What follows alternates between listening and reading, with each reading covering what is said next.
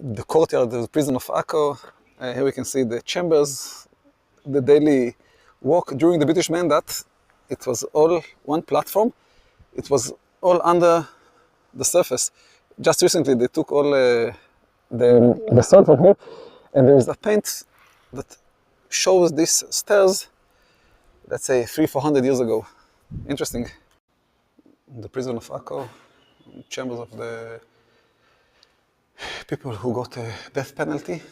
Here we can see the names, Shlomo ben Yosef. This guy is not considered because he murdered an Arabic. It was a criminal, not a part of the underground. Gruner, El-Kachi, Dresner, Kashani, Weiss, Chaviv, and Nakar. Those people, I think, died during the breakthrough to the Akko prison. We'll talk about it later. You can see the death row prison cells. Pictures of them. And here is the gallows.